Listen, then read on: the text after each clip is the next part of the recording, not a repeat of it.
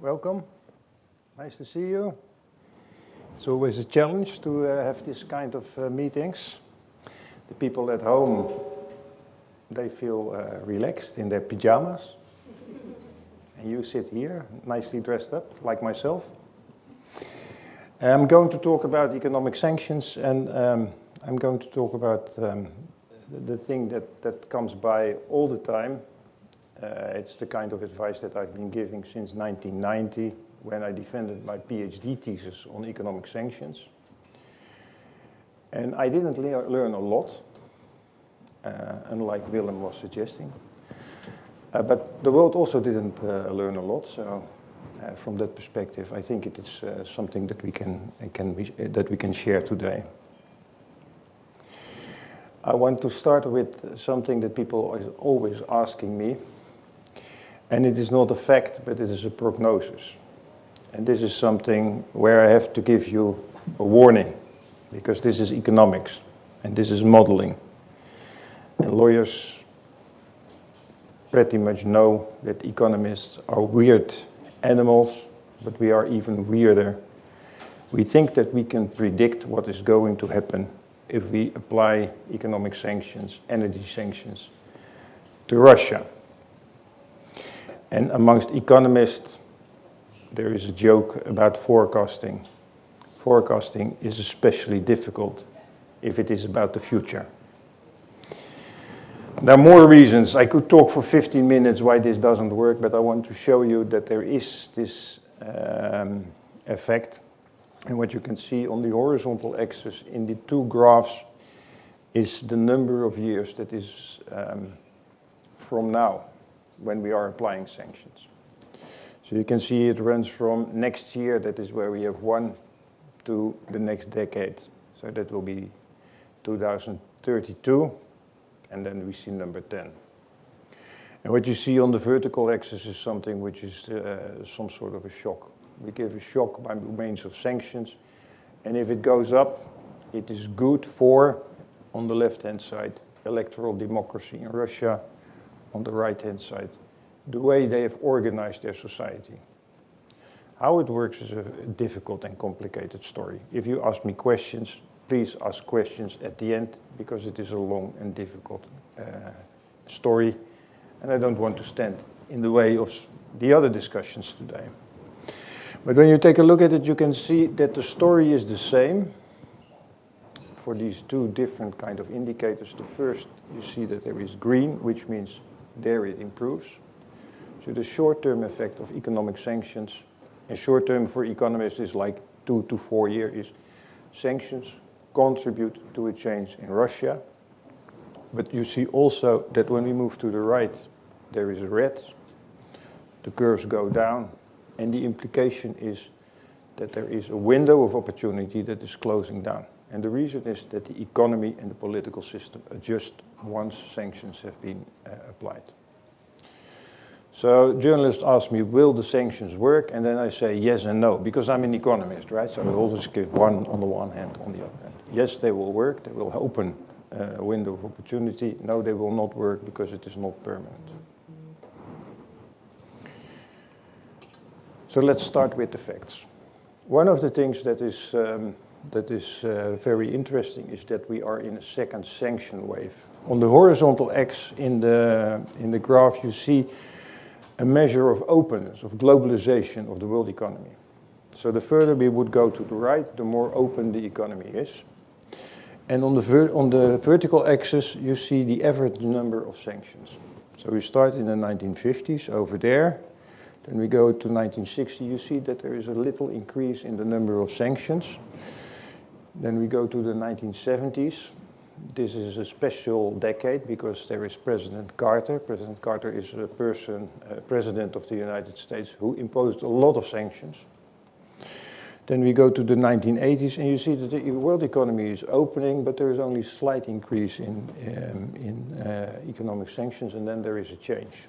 And the change is there in the 1990s, and it is obviously why.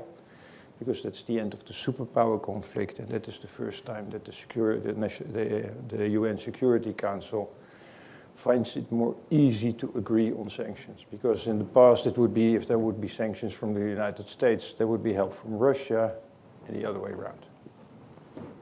So that is a big jump. Then we see a big jump in openness of the world economy. That is China entering the world economy, but also all these previously communist countries.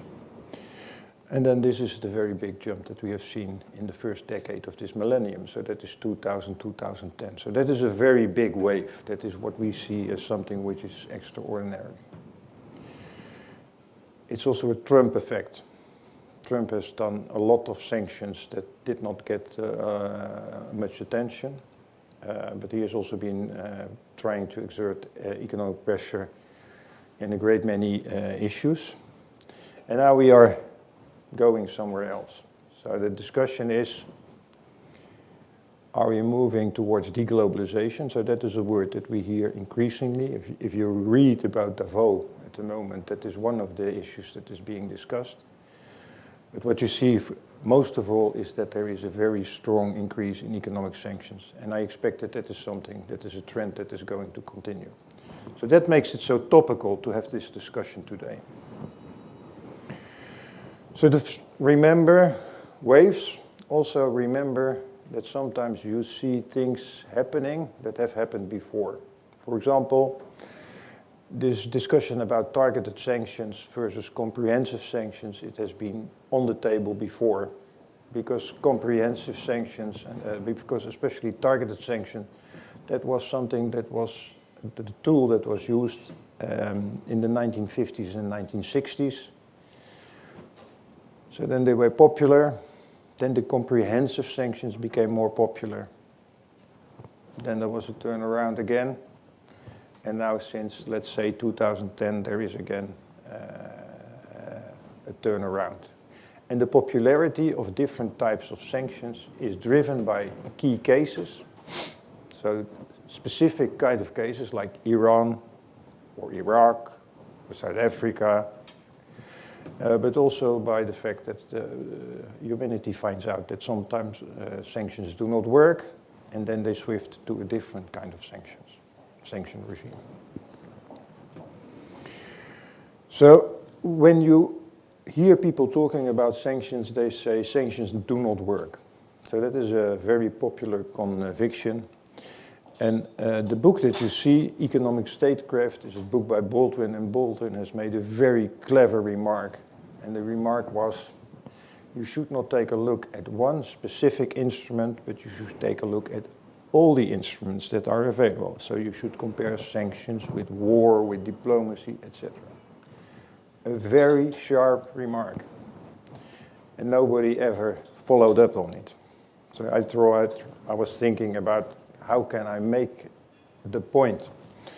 So what I've done is I've taken a look at international research, and you can see all kinds of different sanctions, but also I've put in there some military activities. So it runs from the top, targeted UN sanctions for the period 1989-2020, to the bottom, a major power war. And this is a major power war initiated by the UK. Now think about yourself, what would be reasonable kind of percentages to see is a success rate for these international kind of activities? What do you think? Do sanctions, targeted sanctions, what kind of propensity would they have? Would they work in 30% of the cases, 50% of the cases? And what about these military instruments? So I go very quick so that you can see.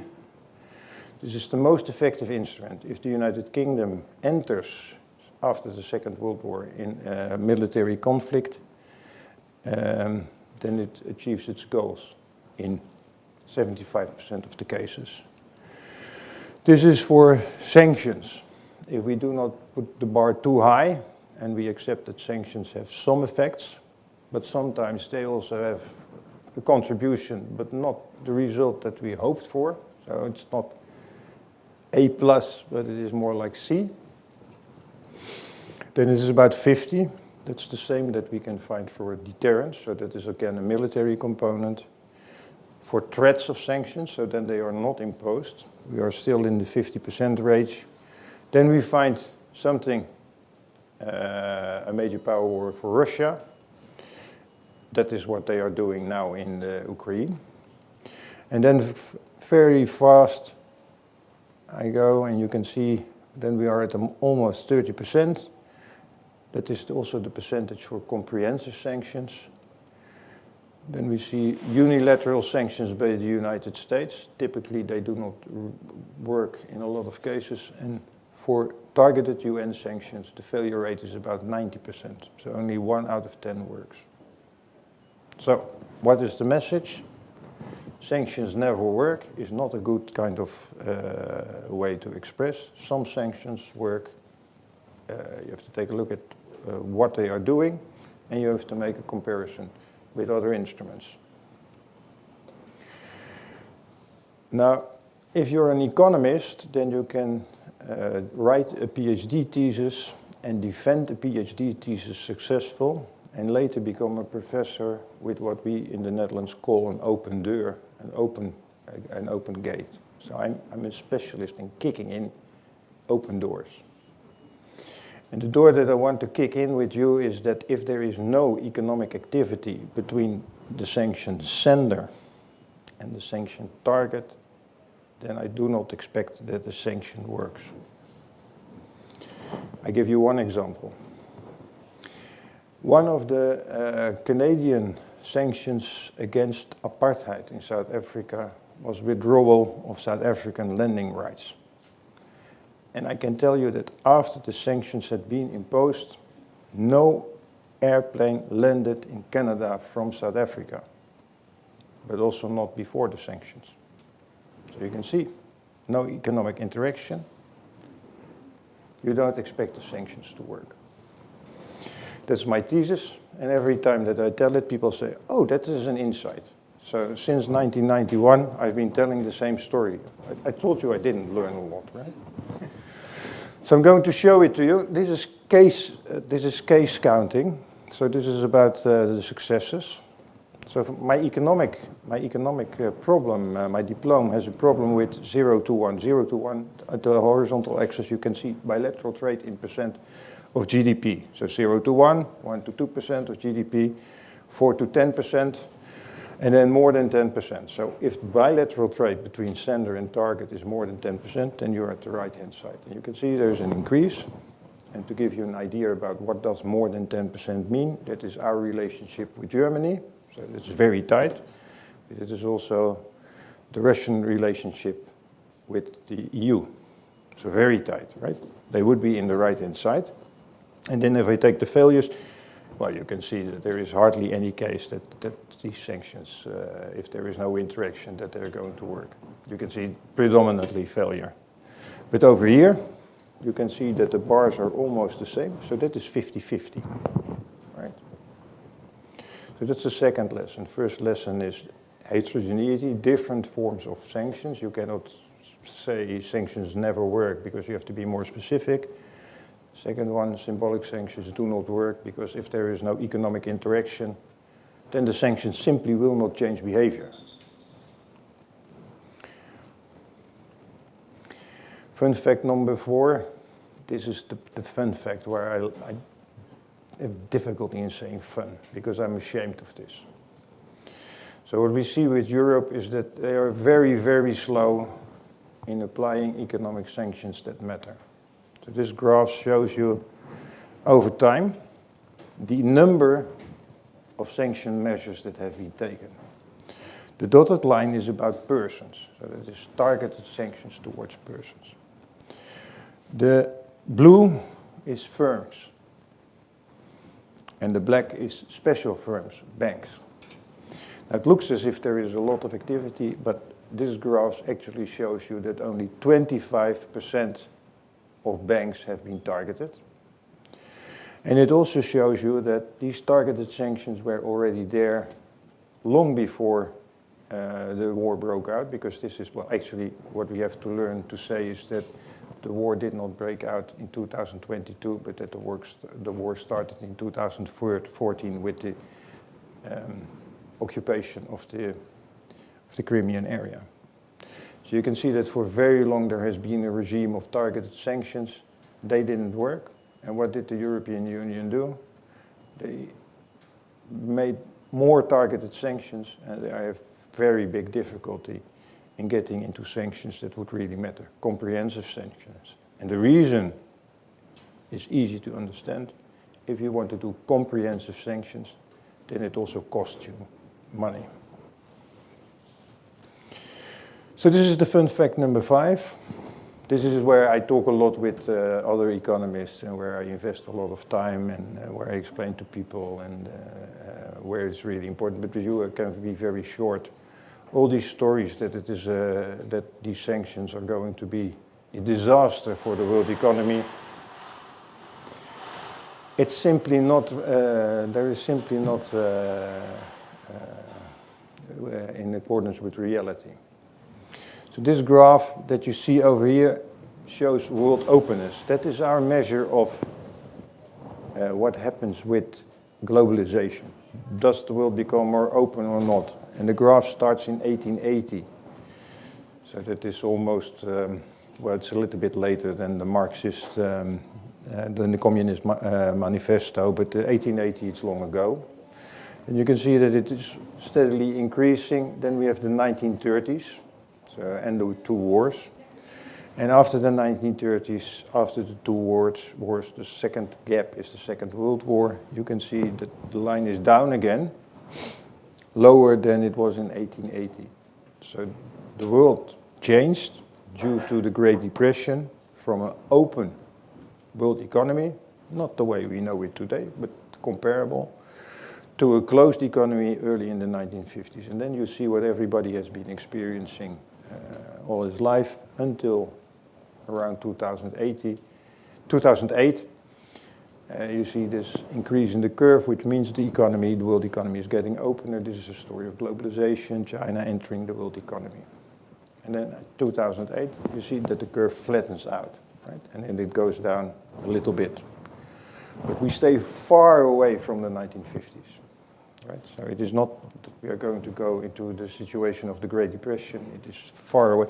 And this graph includes the latest IMF forecasts, which take into account what could happen with the economic sanctions.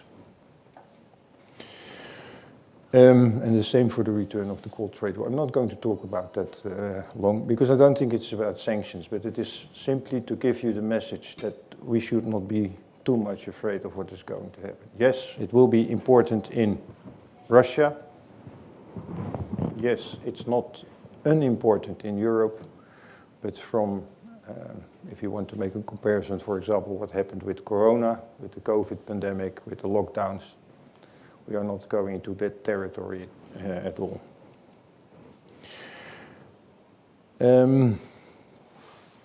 So I was joking to Willem that professors at the university, they have a horrible job because they have to report everything that they're doing. So also today I will have to fill out the form that I've been talking with you.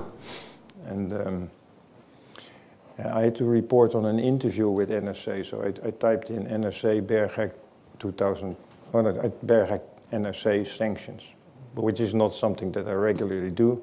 And then I got the wrong article, so that is the left-hand side. It is 2014 at the moment that the Crimean goes in. And then I was able to compare what I had said in 2014 and 2022. And I did not learn anything. It was exactly the same story. Symbolic sanctions do not work. And if you want to do something, you have to step up your efforts. I think. The world, not about learning. Yeah. And this is not for us, but for you.